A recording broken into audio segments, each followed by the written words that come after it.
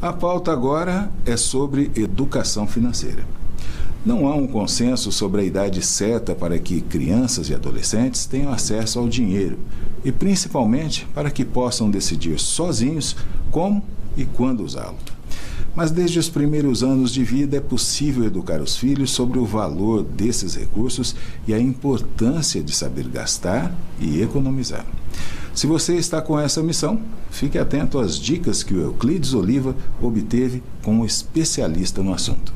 Você já ouviu falar em educação financeira? Ela pode ser a chave para o seu sucesso, o sucesso da sua família.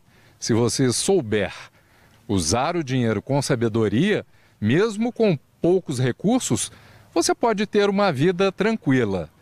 Aí a gente pensa que existe uma ferramenta que pode iniciar esse trabalho.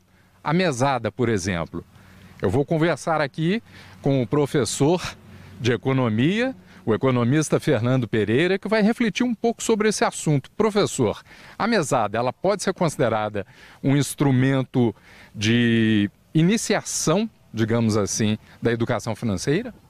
Sem dúvida. A mesada é um elemento, né, uma ferramenta que a gente, digamos, os pais ensinam aos seus filhos, né, de uma maneira geral, dos pais para os filhos, um modo de explicar que os recursos têm limites, né? Então, assim, nem tudo cabe no orçamento da família, então a criança tem que ter uma certa, digamos, responsabilidade, né, digamos assim, né, e que seus gastos, que nem tudo que ela deseja pode ser obtido de forma imediata, né? Ela tem que ter um esforço até para não comprar de forma compulsiva tudo aquilo, aqueles brinquedos, aqueles produtos que ela deseja. Existe uma idade ideal para se iniciar essa ferramenta da mesada dentro do esquema familiar aí, financeiro? Eu não diria que tem uma idade ideal, mas é importante, por exemplo, que a mesada seja feita a partir do momento em que a criança ou pré-adolescente saiba fazer cálculos, né? Porque aí ele consegue, digamos, estimar ou calcular qual que vai ter que ser o período que ele tem que aguardar para que ele consiga, por exemplo, poupando esse dinheiro, adquirir o brinquedo que ele tanto deseja nos próximos meses ou até o final do ano ou quando for, né? E isso só vai ser possível exatamente quando essa criança ou esse pré-adolescente consegue calcular qual que é esse valor, né, e quanto tempo que vai demorar para ele realizar esse desejo. E pensando em limites também, assim, né, do certo e errado, às vezes se comete muito erro. É um erro, de repente, pensar que a mesada tem que ser um valor alto, porque só assim que ela vai valer a pena? Em geral, nós vivemos numa sociedade de consumo que valoriza muito o que é comprado e a gente pensa que o que é mais caro é melhor. Então, muitas vezes os pais, né, os adultos, né, e os pais se sentem cobrados a pagar, né, ou estipular uma mesada um pouco mais cara, porque senão isso demonstra que eles não gostam tanto dos filhos, né, se sentem cobrados quanto a isso. Tá? E isso não é verdade, quer dizer, a questão da mesada é exatamente um instrumento, uma ferramenta de educação financeira, nada mais que isso. Tá?